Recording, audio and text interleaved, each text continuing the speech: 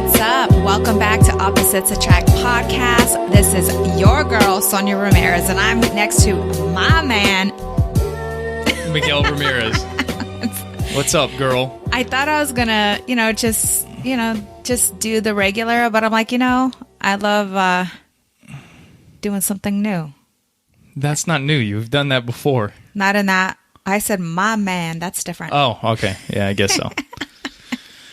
Nobody wants the same old, right? Like, yeah.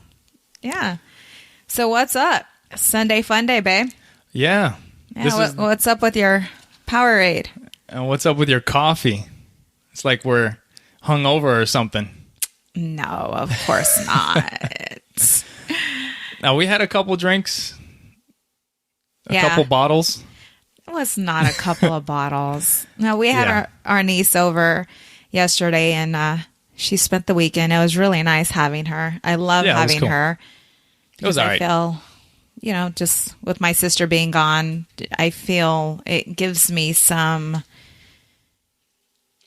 I don't know how to explain it, but she's part of my sister. So I feel like I still have part of my sister here with me when I have her with me. Yeah. Your sister passed away. It brings me great joy to have her here. A few years back. Yeah. Yeah. So yeah, it was cool. good. Yeah. She had her little ones. She has a little boy and a little girl. So it was nice hanging out with them. Yeah. We had some, so we had a couple of drinks. And then I had to go rough up Miguel at the end of the night. Yeah, we were doing drunk jujitsu on the ottoman last night. I was teaching you how to do a triangle. Yeah, so I had to choke him out and show him what these thighs can do. My rib really wasn't bothering me last night. Oh, yeah. I'm sure. Maybe I should have a couple drinks and then go to jiu-jitsu. Yeah. Yeah, that's not a good idea. No.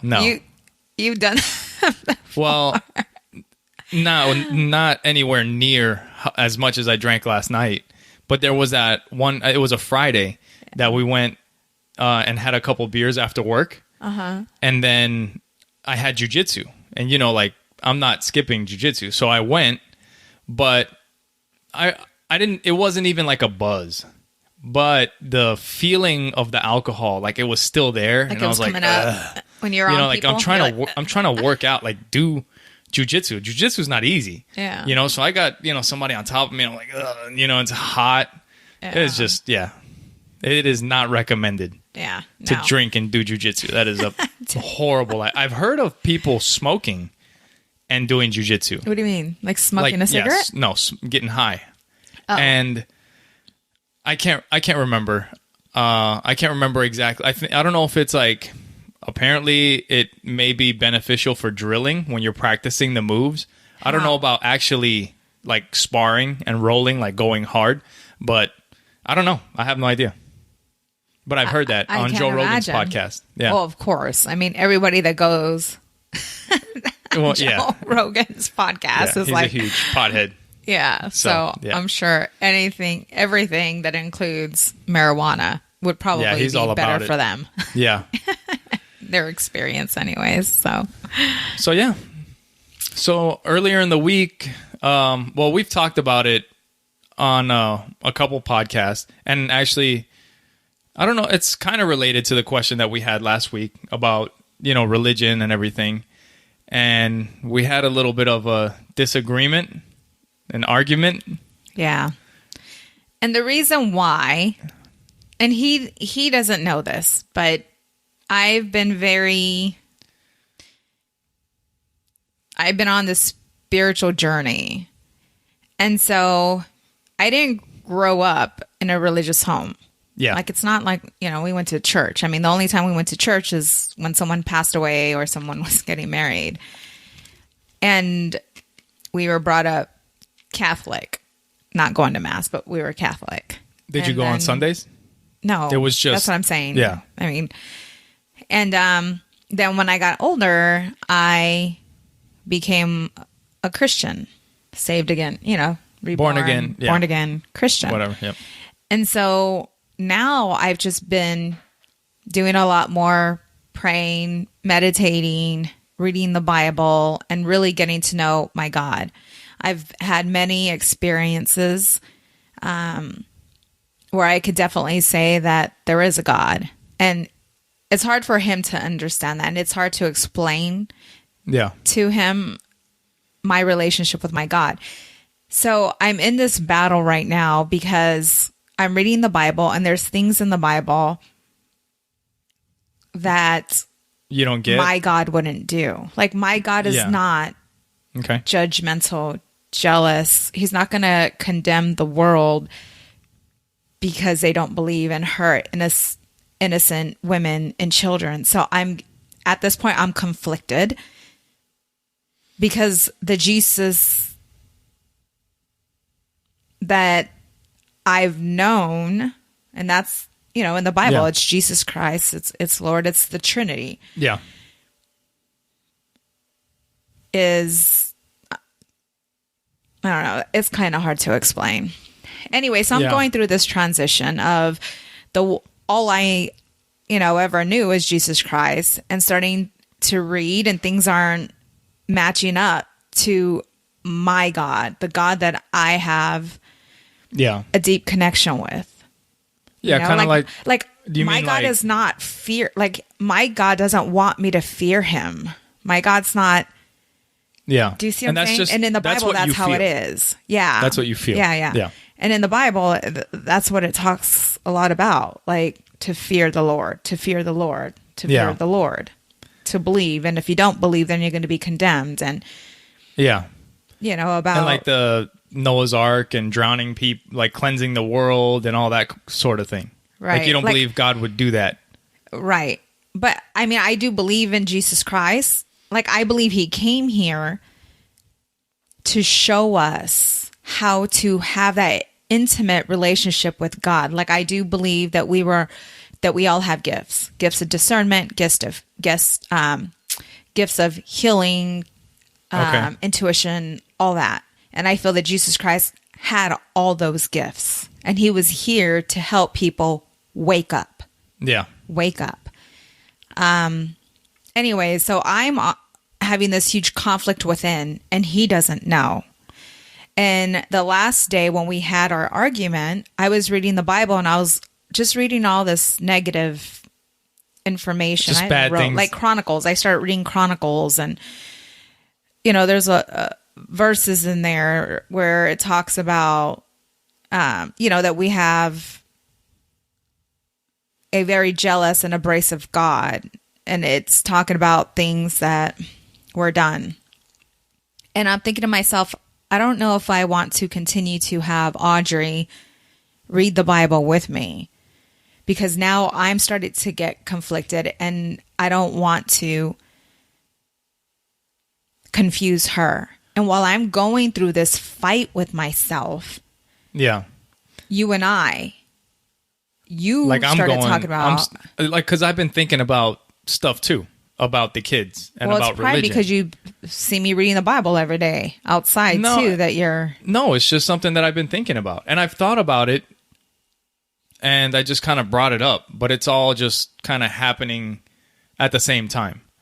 But what I was telling you about reading the Bible with Audrey, I mean, it's just like we were reading that Jocko book the other day, right? The new kids book. Yeah. And it was talking about like working hard every day, because if you're lazy for the day, you don't get that day back, and I mean, Jocko's an intense guy. He's a Navy SEAL. He's always getting after it, getting busy, but maybe I don't necessarily agree with that. And it's like, and I told the kids, I was like, look, you have to work hard and you have to relax, but you have to be careful relaxing too much, because you can be like, oh, you know what? It's okay. I've earned it. Right. And then later on, you know what? It's okay. I've earned. It's like, no, you need to get back to work. It's like the gym. Exactly. And I think Jocko does have some of that. But I think it's similar to the Bible. Like, you can read the Bible, and it's the way I see it is it's a collection of stories. So you can read the Bible and, say, well, we read the story, but I may not necessarily agree with it. Or, like, because just like we were talking about that book, it's a book written by Jocko, but it's nonfiction. So if you take the Bible the same way, like, it's a good book, there's good lessons, but it's nonfiction. Do you know what I mean? No? What do you think? Some people would say no, and I'm sure that would offend some people, and I don't mean to offend anybody. That's just the way I see it. Yeah. And there's, like I've told you before, there's a lot of great things in the Bible. But I don't necessarily agree that is exactly what happened. This is something that went down in history. I don't see it as a history book. I see it as a nonfiction book that has great lessons in it. Because of your beliefs. Because of my beliefs. Right. That's the way I see it. And before, I would totally be arguing with him. Like, I mean, I would... When we get not into too long ago, arguments, you would have been arguing with me. Yeah, and I'm still, I'm still processing some things. Like, I'm still... Anyways, the reason why we got into the argument was because Miguel, was like, why can't I talk to the kids about what I believe? Yeah. And I think that just because I'm already screwed, like I'm already going through this, and now we're at each other, and I'm like, why are we going to confuse them? Like, they're 7 and they're 9, and Audrey is, and what I was telling him when I talk to the kids, I talk to them about God. Like, I go to the direct source. And that's what I told you. Yeah. I go to the direct source. I pray to God. And when I talk to them, I don't use God as like, if you don't, if you're lying, if you're sinning, God doesn't like that. Don't do that. Yeah. Jesus Christ isn't like that. And that's one of the things that I don't like. Like, but I don't there's do so that. much guilt. Like, right. Like there's, you can't lie. You shouldn't steal because God doesn't like, you shouldn't beat off because God doesn't like, it's like, take it easy. All right. But I don't do that with them. Like, have you ever heard me do that? No, I've never heard you do that. But like a lot of people say that without the Bible, then they wouldn't have any morals. And that's not, I don't believe that's true. I used to feel that way. It's like, I rather have the kids have that. And I used to tell you this, like, I rather have the kids have that foundation than not have a foundation. Yeah. But then you're like, but we are their foundation. Yeah. Yeah, and that's how I feel. I feel like they're going to learn from us. And just because I don't believe in the Bible, or I don't believe that the Bible is necessarily true or whatever, it doesn't mean that they're going to be bad kids. Like, I mean, and we asked the kids, because I wanted to see like how much it's already embedded in their head, right? And then we asked Joey, what did Joey say when we asked them he said, why shouldn't you tell a lie? Like, why don't you lie? Why is it bad to lie? What did Joey say? He said, because it's not nice, or he said something like that. It's not good. Well, and we asked him if he knows who God is. Who is God? And he was like, I don't know, God, pretty much, right? No, well, but Audrey, he said God helps. Yeah, but when we asked Audrey, no. We asked Joey, are you a Christian? Oh, that's right. And he was like, I don't know. Yeah, he didn't know. And then we asked Audrey, are you a Christian? And she said, yes, like right away. And then we asked her, well, what is a Christian? And she said, somebody who believes in God. Right. Or whatever. And then we asked her who God is, and she said, Jesus. And then we asked, I'm pretty sure. And then we asked her, like, why shouldn't you lie? And she said that you shouldn't lie because God says it's not good to lie. And I don't think that that's right. Yeah, but you asked her something else too, and then she answered it in a different manner. Like, she did say that it's not nice to lie, or that it's not good to lie. Yeah. But she did say that God says it's not good. But and Audrey's very, like, she's a spiritual little girl, like she is. She's very in tune with the gift that she has, and so. Anyways, this is where we were talking about, what we should talk to them about. And I feel at this point, because of where I'm at, just being confused with my beliefs, like I don't want to talk to her. I mean, we can, but because I feel confused, I don't want to confuse her. But I will tell her about, God. And I talk to her about having conversations with God. Yeah. You See, and the way I see it, like you, when we were texting the other day, I asked you, when can I talk to them about the way I see things, what I believe, and you sent me a text. Well, you don't even know what you believe. Well, you pissed me off. So yeah, what did you tell me? I told you something about the kids. I think that you're like lying. I'm lying to my kids. Not that you're lying. I can't remember. I got to pull up the text. Pull it up. Actually, I can pull it up right now. I'm gonna go get the boxing clip. We're gonna start fighting on the podcast. Why are you bringing up old shit? You brought it up. I didn't. No, but you don't tell me about my kids like ever. And so he said something and it just boom, he triggered me, and now I was going in for the uppercut. That's it. And then he called me. Let me get past your butt plug post or text that you sent Shut up, me. babe. She sends me, butt plugs are all fun and games until you fart and shoot the cat. That's what she sends me. Nice. Okay, so you said, don't ever tell me I'm tricking my kids. Oh, I was pissed. It's not like you're doing, like the way I feel, that's how I feel. Not that you're tricking them because you like literally want to trick them. You believe. I believe. But you have to understand, like, for me, like, we're not being completely, or at least I'm not being completely honest with the kids. Like, I'm standing around, we're holding hands, we're doing all this stuff, and I'm just like... Yeah, but we're talking about, when we pray, it's what we are grateful for. I get it. And but at the end, you have to say, amen. The magic, like, I don't understand why there's got to be magic words. And like you were talking about baptism, it's like, all right, why do I just don't get it. For all that, the magic. Yeah, there's no magic. Like, if you want to talk to God, just talk to God. You don't have to say, Our Father, who art in heaven. Like, just talk to Him. No, you don't. You don't. Well, keep it out of our house then, because I don't do that. Yeah. Like, I don't do that. So the way I feel is, so you said that I can talk to the kids when they turn 13. Yeah, I said that. And the way I see it is, so from pretty much about 4 years old till they turn 13, I'm not allowed to tell them the way I see things. And you're not even 100% sure the way you see things. Right. But I told him that and it's not, when I was upset. Like, I'm okay with them. Yeah. Us talking to them, but I feel like we're both messed up right now to even bring it on. I'm not messed to them. up. You know, not that you're... Yeah, you are. No, I'm not. I know how I see it. And it's not that I want to talk to the kids and like convince them to not believe. Yeah. I just want them to know that I don't believe in that. And don't this believe is in what? In God.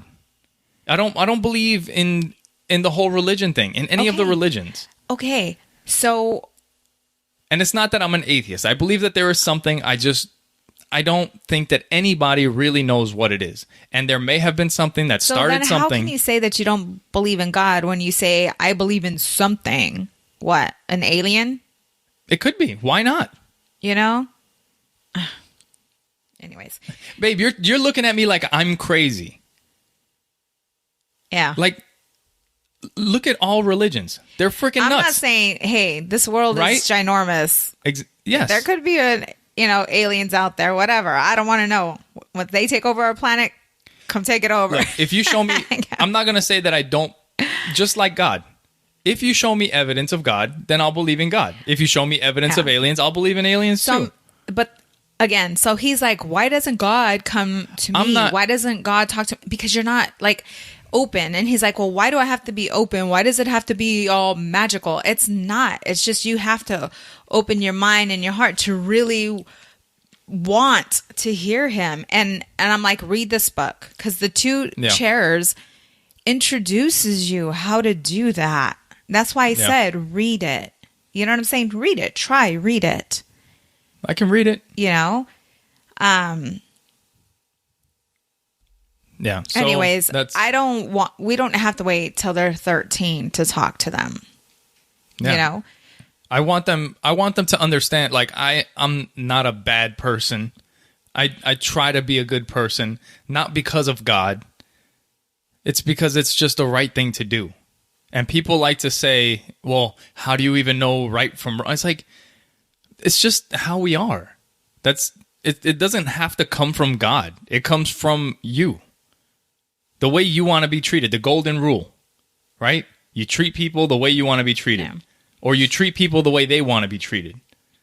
You know, you buy somebody's lunch because it would make their day. But you can't say that you don't believe, because you just said, like, you believe in there's something. I believe in something. I just don't believe in what religious people believe. Okay. And I get that, because I mean, I can say, like, religion is man-made. When you read the Bible, it doesn't even talk about, this is where, like, it's just conflicting, like, I'm just screwed up, but it doesn't mention religion in the Bible. Like you said, if we were born in a different country, then we would believe in that God. If you were born in Pakistan, you'd probably be Muslim.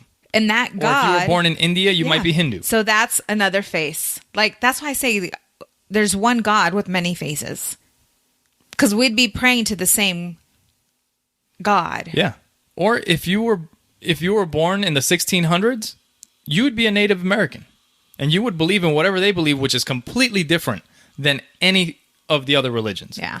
See, and that's where I'm like, you know what?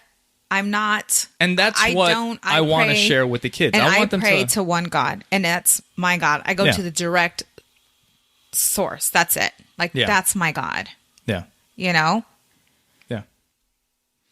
So we've had some, we're good. But we've had some. That's the one thing that gets us like riled up. Yeah, it really doesn't really piss us off or anything. I mean, we get passionate about that. We get very passionate. I was very passionate when I was texting him. I'm like, don't you ever, ever. Yeah. And then you text me something and pissed me off, and then I called you. But it's all good. Yeah. It's all good. I'm mad at y'all. Oh, man. Yeah, we've had some serious conversation or serious stuff going on this week, like with some friends, some family. I mean, we don't have to get into the details of anything, but there's like some serious stuff going on. There's a lot of people dealing with hard situations. Well, I have a friend of mine that's going through something right now, and there's something that I went through that I had a really hard time with. Exactly. Yeah. I was in the military. To me, is one of the most important things to me. Like it's something important. Like I always want to try and do something for the military. Like you can tell even at work.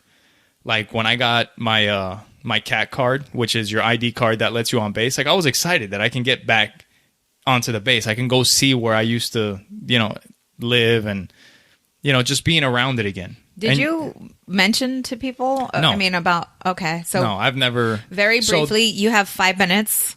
So whatever. I'll take the next 40 minutes. No, so. He's getting tough. Anyway, so, so there's something that happened 13 years ago that is the thing that I regret the most in my life, I would say. I regret it, but at the same time, I don't. It's probably one of the things I'm the most ashamed of. Yeah. Right? So when I was in the military, I used to like to party. I worked hard. I liked to party hard, and I got in trouble for it. For underage drinking, I ended up getting a DUI, and I got kicked out of the military. And that is something that I don't tell people about.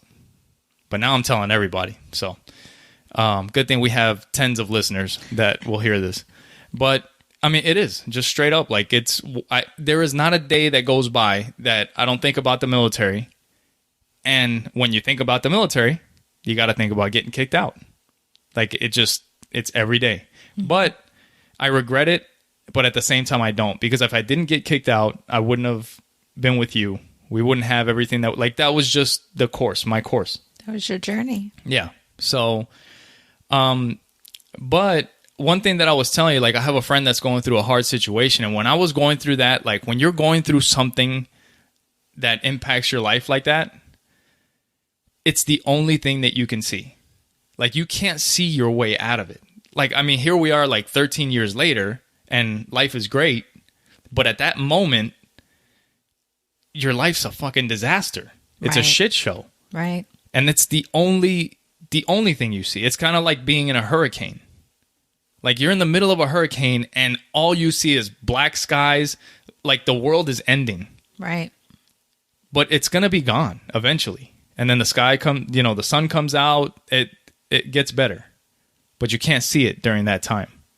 But I think looking back at it now, the sun will come out tomorrow. Looking back at it now, like I think the best thing that you can do is surround yourself with good people.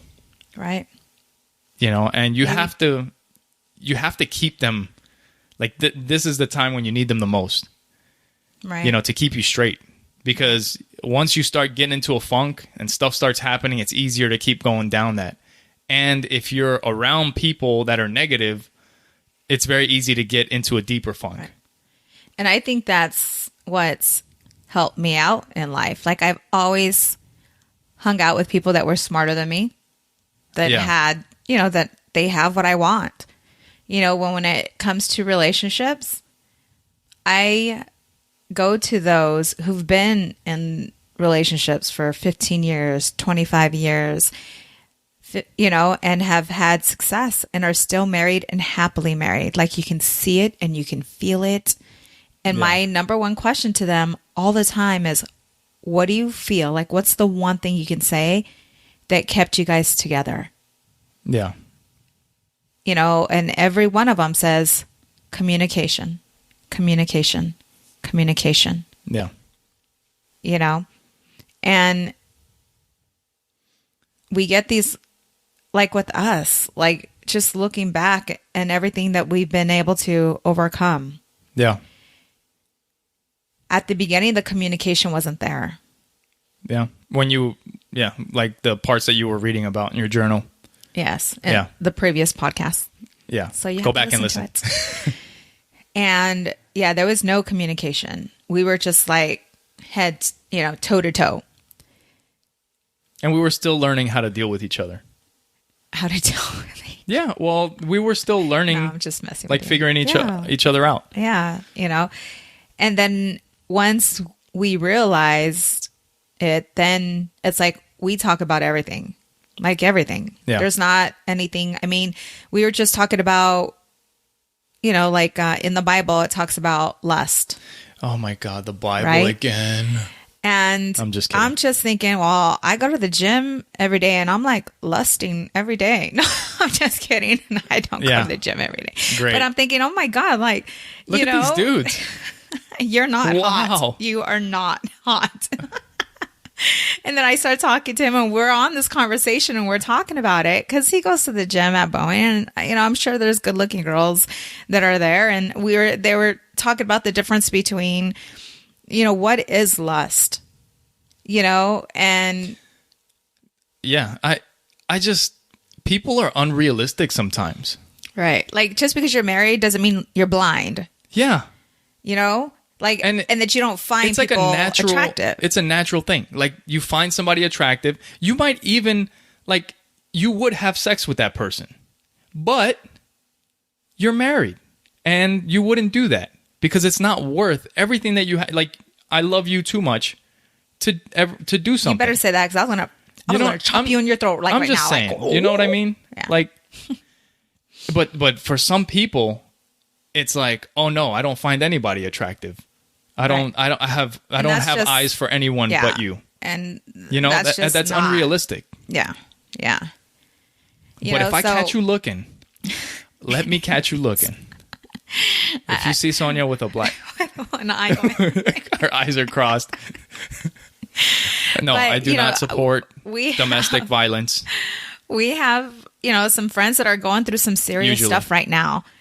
And they've been married for a while, Yeah. and it's just so tough. And I look back and I'm listening to what they're saying, and I know what they're going through because I was there. Like I told Yeah. her, I was you at one point.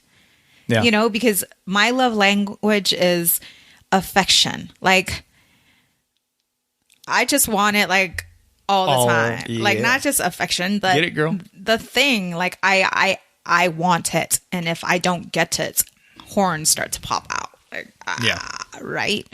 Yeah. And you know, like Miguel's not as We have a different love language Yes. from that book. It was a good book. Yeah. I mean, it's a spiritual book. It talks about, but besides the point, it's a great book. Yeah. And like it was saying, like my love language is sacrifice and doing for other. It's service. Yeah.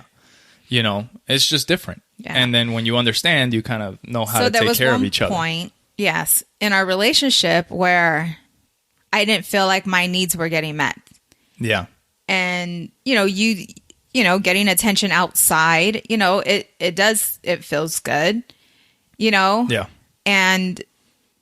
but I loved you. Like, I don't want this here. I want to get that attention and affection. I want that from you, the man Yeah. that I love, the man that I'm in love with. And that's where she's at. Like, that's where she's at right now in her relationship. And they've been married for 25 years. And the thing is that while you're going through this, while you're wanting this affection from me, you're resenting me, and I'm busting my ass working, doing all this shit, and it's pissing me off. Because I'm like, look at everything that I'm doing. Like, I wouldn't do this if I didn't love you. Right. I don't get it. Right. It's driving me freaking crazy. Oh, and we were at each other. But then once you understand, Right. like, this is what she wants. Oh, this is what he wants. It's not the same. It's different. Yep. And the more I did for him, because all you want is for me,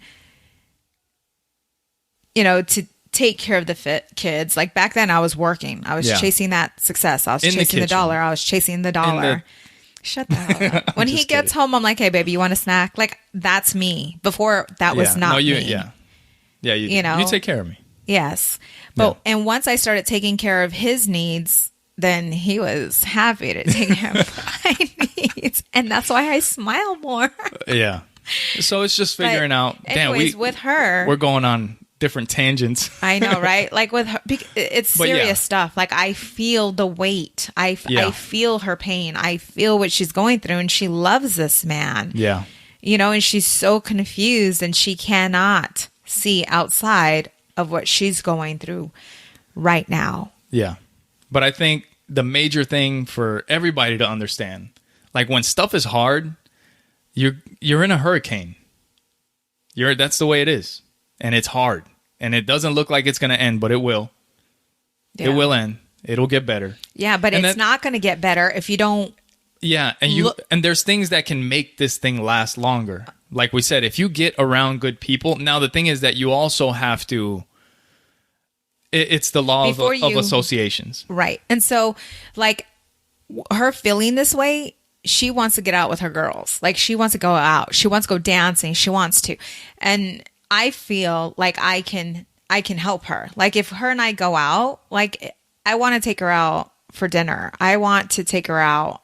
You know what I'm saying? Like, I don't want to take her out to a club and drinking, or you know what I'm bar. saying? Like, no, I want to help her.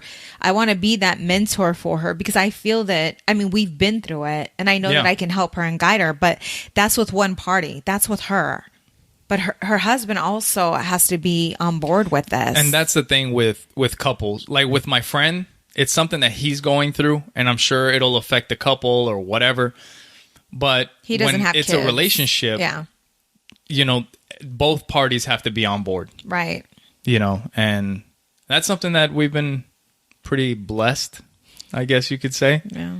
That, we've seen things eye to eye for the most part. Yeah. And we always work things out. But, you want to surround yourself with good people. Right. Your associations are going to make a huge difference. Like, if you're married, you shouldn't be hanging out with single people all the time. There's no problem, but single people going to the club, right? that's Looking, different. yeah. Well, that's what I'm talking about. You know, that's going to make it hard. I mean, it doesn't mean that you can't, but you're putting yourself in a hard situation. Right. You know, right. and especially you want to, when you're feeling vulnerable, you know? Yeah. And when the law of association is like, if you have good people, you have to understand that they also understand this circle. And if you're not doing what you're supposed to do and you're not living up to, you know, the expectations of that group, they may not let you in the group because you might bring the group down. So you have to work on yourself so that you can also surround yourself with better people. Right. Does that make sense? Oh, yeah, totally. You know, because again, hanging out with people that, you know, that were always smarter than me, like they would always give me advice. Now, if I kept coming to them with the same situation, they're going to be like, girl, you know, like I just gave you an hour, 2 hours of my time and you're coming to me with the same problem when I offered you a few solutions and you still haven't taken the steps to do the thing. You're just talking. Exactly. And a lot of people that I hang around with, time is money. Yeah. You know? Yeah. I'm just saying in my situation, like with business and everything else, you know, that I have going on. But so yeah, some serious stuff, but just know it'll pass with time. The good thing about being at the bottom is that there's no place but up. You got to search for the answer. And most people don't have that who person that they can go to, the person who I can go to. Like we have an amazing relationship. Like if you were to cheat on me, I would absolutely be devastated and feel the ultimate betrayal, like the ultimate, like, and I think who would I go to? Like who would I feel comfortable enough to go to? To open up to them about the situation. Yeah, it's tough. Because most people don't have that person that they could just go to and talk to. That's kind of like the last podcast. You got those 4,000 friends on Facebook. Right. You know, how many real friends do you really have? Exactly. You and know, it's so important. Yeah, there's to have that person. And if you don't have that person, it's time to build that relationship. And you do. Most people have someone like that in their life, but they haven't given that person the time. And speaking of relationships, this is something that I've told, you know, to our nieces and nephews when they were living with us. It's something that I'll tell our kids. But relationships take work. There's work on both parties. Yeah. You know, it's not one-sided. Because like I've got some really close friends that I've had over the years, and you know, kind of like my friend Chris, we may not talk for 6 months, but I know that if I don't call him for the next year, he'll call me eventually, and he knows that eventually I'll call him. And then when we talk, it's like, you know, like we just talked the other day, but it's a two-way road. So let me ask you this, because this was a question that she did ask me, and I did not write it down on the list, and I completely forgot about it, to be honest. But she's like, how do you guys, this is a personal question, but how do you guys keep it new in the bedroom? Like what do you guys do to keep each other wanting each other? Like, it's just not like, okay, go ahead, do what you gotta do. Yeah. You know what I'm saying? Well, we're both pretty open, right? Not open like we bring people into our house or anything. Not like that. Don't get it twisted. Not that there's anything wrong with that. If you're into that, do your thing, whatever. But that's not something that we do. Right. But, I mean, we'll try new things or whatever. To keep it interesting. It's not weird. It's not weird for us, but we're very comfortable with each other. Yeah. Like we'll go to Fascinations and you know, we have gadgets. Yeah. I'm like Inspector Gadget. We'll get like the what rubber, you want to play with today? We got like the rubber fist that's like this. Bullshit. I'm just kidding. Not. Yeah, I'll use that on you. No, you know, we're open. Like I might, for some reason or another, I might buy you something. Like, hey, let's try it out. You know, it's not weird. But you don't make it weird. Yeah. It's not weird for us. So being with someone, you got to keep it new. You got to, you know, do some research, look some things up. Yeah. Call me. I'll be willing to help you. Yeah. Give me a call, girl. And you know what I was just thinking is one of these things like, how do you bring this up if this isn't something that, like, let's say there's a couple that they've been together for a long time and they've been kind of just like blah. Like one position. In the bedroom. Yeah. And they, like, one of them wants to kind of spice things up. Mm-hmm. How do you, because we've been like this since the beginning, right? I mean, we've never really been closed off about anything. Like, we're pretty open to each other. So how would you even start that? That seems like it'd be kind of hard. I think that I was way more open than you. I don't think so. No? No. But you know where it starts? It starts with the communication, with other things, with everything. Yeah. So if you start communicating, then little by little, you can start communicating about that too. Yeah. Because that's something that, like, we don't have problems talking about that stuff. Right. About sex or any of that. Because we just talk about everything. Right. That's true. It's all about that communication. Yeah. You know, and then just go to the store and buy her something cute and be like, hey, babe. Put this on. And then you bust out the fist. Do you like... Babe, are you I'm just serious? kidding. All right. Okay, hold on. Is that what? It's just a joke. Something No, you're I into? don't. No, I don't. All right. It's just, I'm like, am I learning something? No, it's just funny. Learning something new today? Because you keep bringing up that fist, dude. No, I'm gonna get you the brass knuckles because with the joust attachment. You ain't gonna be fisting nothing.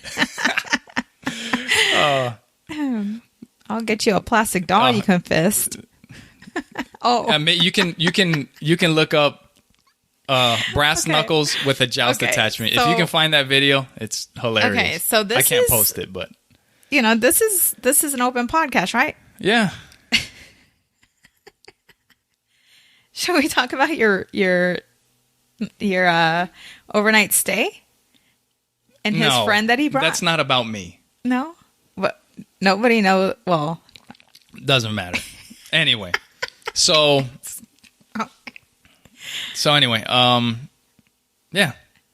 So I think communication is important, but yeah, that's good stuff. Yeah. So my brother, he sent us a question. My brother Alan, he's been listening to the podcast. Hi, Alan. What's up? We love you. But he was asking about the education system in the country.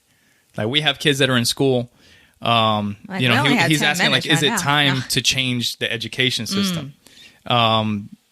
There's nothing. He said, for example, like including classes on life preparation, as far as like how to fill out your taxes, insurance papers, how to start a small business, how real estate works, how to obtain good credit, health classes. And if we were able to change something in the education system for our children's future, what would it be? Oh, I know that immediately. And I think it's exactly what he's talking about. Yeah. Like, exactly what he's talking about. Like school should prepare you for life. Yeah. Yeah, definitely. And that system is broken. It just is. It's broken. It's so outdated. Like, I didn't know when it came to finances, like, yes. I learned a lot from my parents of what not to do. Like, do not get into debt. My mom opened up an account for me. She showed me how to balance a checkbook. But my their finances were just so screwed up. I'm like, okay, I don't want that. Exactly. Like, I don't want that. So you learn from example of what not to do. Yeah. But if they had a class, finances 101, whatever. Like debt. That's something that, like, I always saw debt. Credit. I'm like, damn, there's like such emotion around debt. Like, it just messes people up. Yes. And then I always thought, like, you know what? I do not want that. Right. But right around when you're in high school, what are you getting ready for? You're getting ready to get your driver's license and to do what? Buy a car. And a car will screw you up. Ooh. Big time. I got a story about that. There's people that spend more on their cars than they do on their house.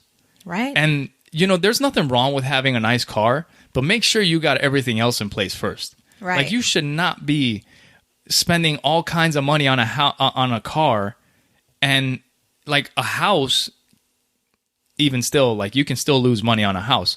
But if you do it right, you know, a house can make you some money. Right. Now, a car will not make you money unless you buy a race car or something specific that you kind of have to know about. You know, race cars can go up in value, but you're not buying a race car. You're buying a Toyota Camry or whatever. You buy a brand new one, guess what? You're going to spend crap loads of money. Well, let me share my story really quick. Go for it. I remember it wasn't my first car. It was my second car. I went out. I had no credit. Like, I had no credit. I didn't have zilch. So I go in to buy a car, and I'm at the dealership. Mm-hmm. And I'm like, I don't have a cosigner. I don't have anyone that will cosign for me. And that wasn't even a thought. But when I went in, I did have a good paying job. Yeah. So I go to buy this car, 23% interest. Yep. 2-3. But you know what? Again, I hung out with people that were smarter than me. So what I did was I financed that car, and I made the payments on time every month for a year. Yeah. And then one of my, coworkers said, you need to go in and refinance that car. Yeah. She's like, now you have some history. I refinanced that car. I dropped it down to 7%, but I kept making the same your regular payment. payment. And I paid that car off in 3 years. Yep. And when I realized I could do that, I was like, wait, what? Yeah. You know what I'm saying? So I turned a bad situation into a good situation because I was talking to people that had more. But an even better situation is saving money and buying a car. Right. If I only would have known. Yes. Now, he said Toyota Camry, that's what I have now. Yeah. And we paid cash for it. Like, both of our cars You know what's are crazy? paid off. Like, how I said that you can't make money on a car? You actually can make money on a car. I've done it before. Yeah. You wreck your cars and we get more money from them. Because but the truth is, you get a great deal on a car when you buy it cash. When you go to somebody and you show them $12,000 cash or $14,000 or whatever, it's hard to turn down a stack of hundreds like that. And you can negotiate. You have more negotiating power. Right. So you can get a great deal on a car. So what happened was your car took a crap, or no, you got into a car accident, and then we got the check. We bought a new car, or not. Well, we bought a used car. We got a great deal on the car, and we got such a great deal that you had another. It was just a freak thing. Like, you got in an accident 3 weeks later in the new car, and totaled that one. But the crazy thing is that we did such a good deal with that car. You had a Toyota Corolla, that when we got the check from the insurance company, we got more for the car than what we actually paid for the car. So with that money, we were able to get an even nicer car. Right. And we got a great deal on that car. Right. I mean, we found it on Craigslist, but you got to be smart about it. Yes. We found it on Craigslist, and then we found the local Toyota dealership in that area, and we took it in, and we paid $150 to get that car inspected by the dealership. And they said, this car would be a certified pre-owned car here at the dealership. Right. And we're like, all right, we paid $150. I paid this dude $12,000, and we had like a $15,000 car. Right. See, but we had to learn that through life experience, just like with the credit cards. You know, like, we live debt free. Like, we have a business credit card. We pay it off every month. Yes. But did you know that you can actually call, like, after having a credit card for a while, call them and be like, listen, I've been with you for a year or 2 years, made my payments on time. I need this interest rate to be lowered. And if you can't help me, then I'll just take my business elsewhere. Yeah. And be able to because knock there's that other interest rate places down. that would love to take that debt, and you have them pay them interest. Right. I mean, you can make them compete with each other. Yep. So if you have some credit cards right now on hand, and you've been making those monthly payments, on time, and you haven't asked for that interest rate to drop, you need to start making some calls tomorrow. Yeah. And another thing we do is, we have credit cards, we pay them off. So, like, they're always paid off. But, like, we don't only send checks when the credit card is due. Like, we have ePay, which I'm sure most people have. And when I know that we spent $300 on the card, I'll send $300 in that way the interest never racks up.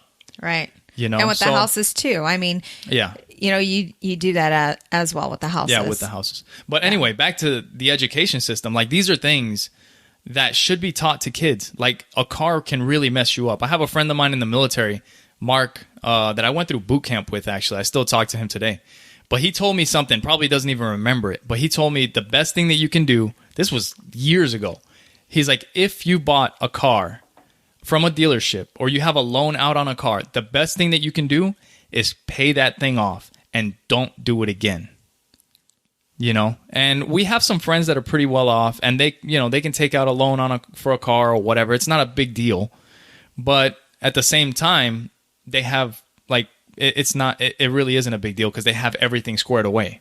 Yeah, you know. But the way I see it is like a car is not going to go up in value, so why? And some people say, why go, you know, 12,000? And this is what I'm just unsure. Like, why go, you know, and put $12,000 on a car when you can make that $12,000 work for you and use somebody else's money? Yeah. You know, so you hear just different ways of how to go about doing it. Yeah. It's just a thought process. And really, like, who are you trying to impress? Like, who cares? Who really cares? I would rather have $30,000 in my bank account than or making a $30,000 car. Right. Yeah. Make that money. Just so that people think, like, for the longest time, like, we would be around friends and family, and I would see, and I told you, I was like, look, out of everybody here, not bragging or anything, but out of everybody here, I make the most money. And out of everybody here, I drive the shittiest car. Not because I want to. I mean, yeah, it is because I want to, but I like cars. I actually do like cars, but I don't see the point in spending all kinds of money on a car. Yeah. It's a waste of money. Yeah. And I've always been, I mean, we did have that Jag. Yeah, and that's when we were learning. Like, we made the mistake. We had to sell the Jag and get a Toyota that we paid a crazy amount for, but we knew that it wasn't going to break. And then we learned. We're like, you know what? We're paying this thing off, and that's it. Yeah. Yeah, and I've always been that way, like with money and credit. Yeah. You know? So just a rule of thumb for most people is like, you look at what people are doing, do the most opposite. people do, and do the opposite. Yeah. You know. So to answer your question, Alan, I would say of finance, like definitely life a 101 finance class, finances, like, but real finance, not macroeconomics, like for the country and all that. No, you need to know how to take care of yourself. Could you imagine, like, back in the day, I did invest.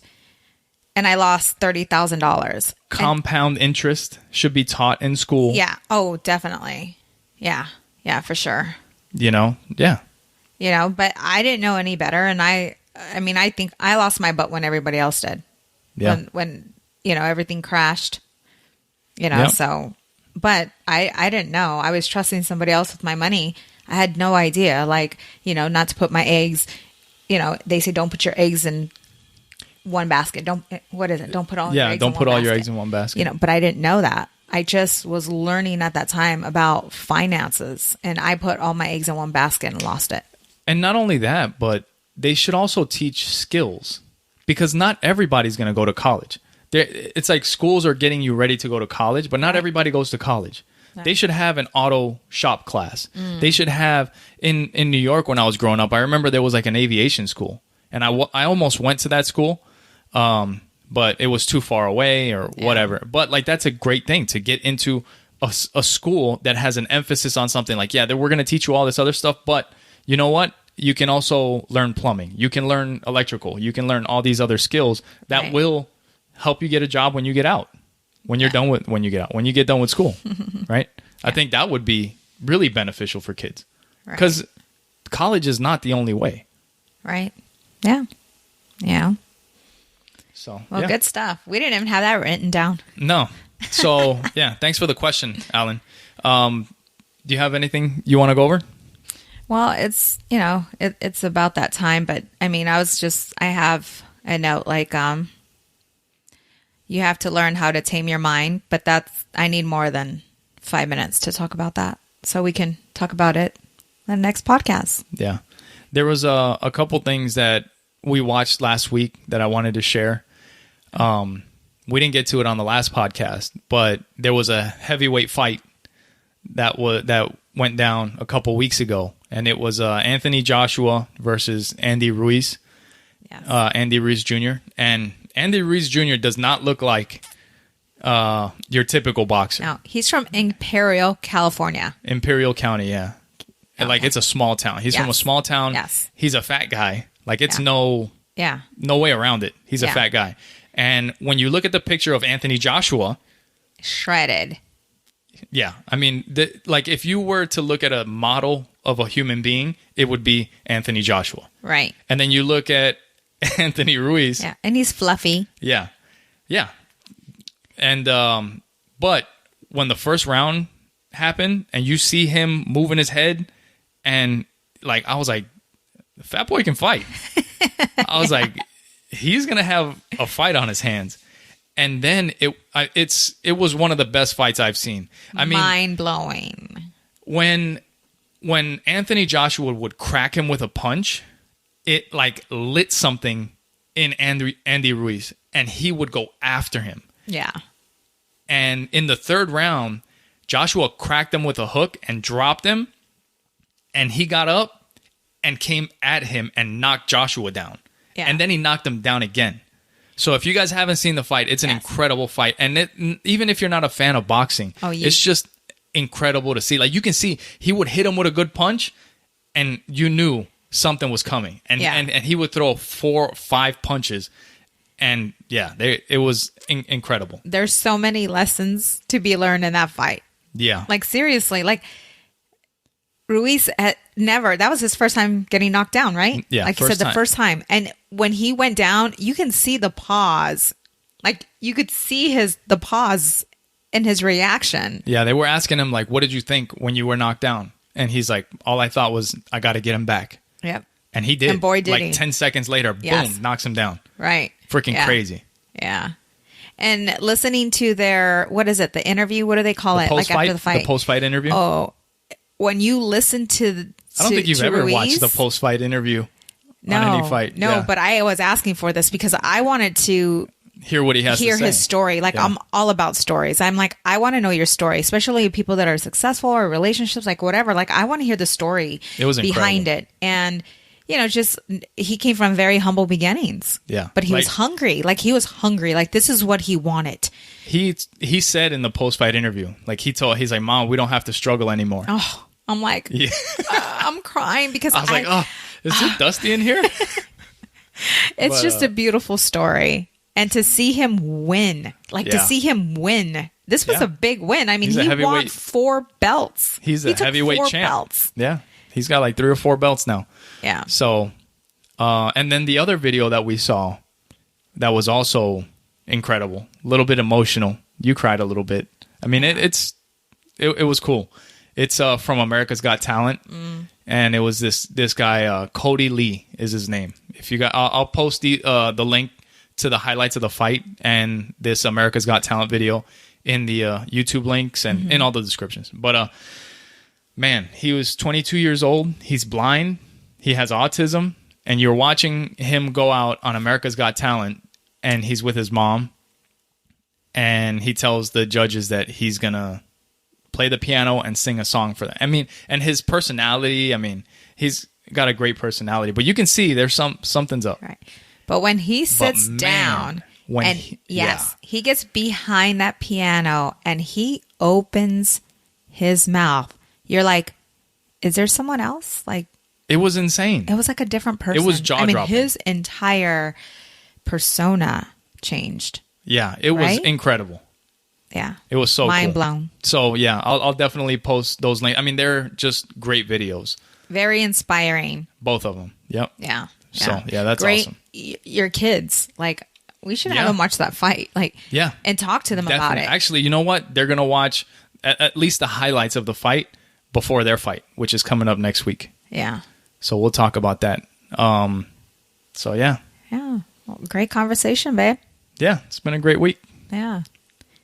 So before we get out of here, you got anything else that you want to mention? Nope.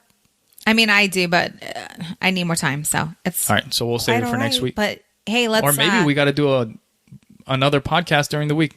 Well, eventually we'll figure it out. That's right. Right. Questions. So, listeners, we have on our Facebook page a section where you can ask questions. So if there's questions that come up, even or you from can just previous post it. podcasts, Just post it. Even text me. I get some, questions. The motivational landscaper, I believe he's coming back in town. Yeah. Eventually, I mean, it doesn't have to be an every week thing, but whenever we have something, we'll go. Yeah, we got something. We got something. No problem. Don't worry about it. It's okay. No problem. It's okay. No problem. So post your questions. We would love to hear from you guys. So this podcast is brought to you by TrustInkUSA.com. That's TrustInkUSA.com. We are a nationwide mobile notary service, so it doesn't matter where you live. We got you. We work a lot with title companies, escrow, law firms, and individuals. We are also independent associates with Legal Shield, and with Legal Shield, what we do is we give you access to law firms at the palm of your hand, and that is also nationwide. Yeah, a lot of services that you would use on a regular basis are included in the membership. Yes. So, free estate planning, which is great, because before Legal Shield, even though I worked with attorneys, I didn't have a will. Yep. Living will, none of it. Yeah. That's TrustInkUSA.com. Yes. And like Sonia was sharing, please make sure you share the podcast with those that you know. I think, we had some good conversation today about, maybe some difficult topics, something that might be able to help somebody else out. So make sure you share the podcast. Our website is oppositesattractpod.com. That takes you to our Facebook page. You can look for us on Twitter, on Instagram at OppositePod. And you can find this podcast everywhere on all podcast apps. So thank you guys for listening. We'll talk to you guys next week. Bye. Bye.